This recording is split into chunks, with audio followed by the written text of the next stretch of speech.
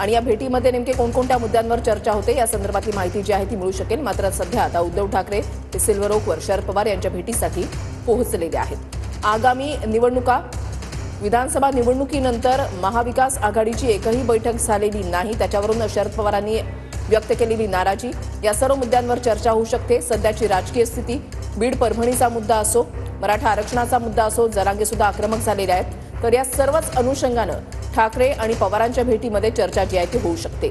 स्थानिक स्वराज्य संस्थांच्या निवडणुकांवर या बैठकीमध्ये या भेटीमध्ये चर्चा होणार आहे अशी माहिती मिळते। बीड प्रकरणासह राजकीय घडामोडींवर चर्चा होऊ शकते। दिनेश दुखंडे आमचे प्रतिनिधी आमच्या सोबत आहेत, थेट जाऊयात दिनेश यांच्याकडे। दिनेश,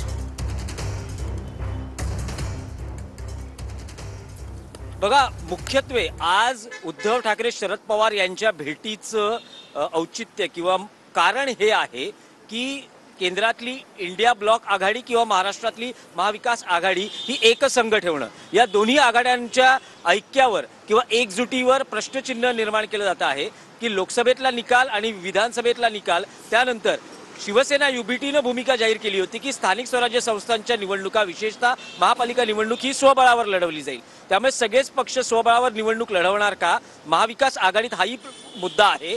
त्याचबरोबर शरद पवारांनी अलीकडेच पक्षाच्या बैठकीत नाराजी व्यक्त केली होती की निकालानंतर एकही समन्वय राहिलेला नाही, एकही संयुक्त बैठक महाविकास आघाडीची पार पडलेली नाही।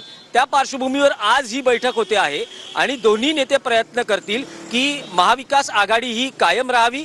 भले स्थानिक स्वराज्य संस्थांच्या निवडणुकांची राजकारण आणि समीकरणं वेगळी असली तरी लोकसभा असेल किंवा राज्यातल्या निवडणुका असेल, भाजपचा जर सामना करायचा असेल तर महाविकास आघाडी इंडिया ब्लॉकची गरज आहे।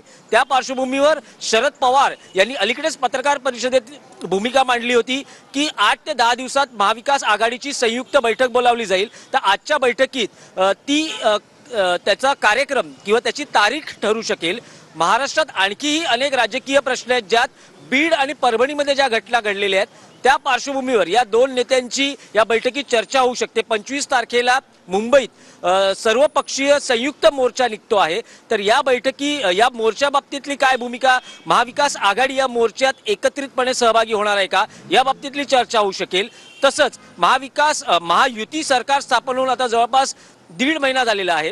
या 1.5 महिन्यात अनेक वाद महायुतीतले चव्हाट्यावर आलेले आहेत। विशेषतः जेव्हा मुख्यमंत्री पदाचा मुद्दा, उपमुख्यमंत्रीपद, मंत्रीपद आणि आता पालकमंत्री पदावरून जे वाद किंवा धुसफूस महायुतीत सुरू आहे ते पाहता या सगळ्या राजकीय विषयांवर आज शरद पवार उद्धव ठाकरे यांच्यामध्ये चर्चा होईल आणि शक्यता आहे की कदाचित हे दोन नेते प्रसार माध्यमांशी थोड्याच वेळात संवादही साधू शकतील आणि आपली भूमिका अधिक स्पष्ट करू शकतील। नक्कीच, धन्यवाद दिनेश दिलेल्या सविस्तर माहितीसाठी। तर या भेटीमध्ये नेमकी काय चर्चा होणार आणि काय पुढे येणार हे पाहणं महत्त्वाचं असेल। प्रतिक्रिया काही दिली जाते का ठाकरे आणि पवारांकडून?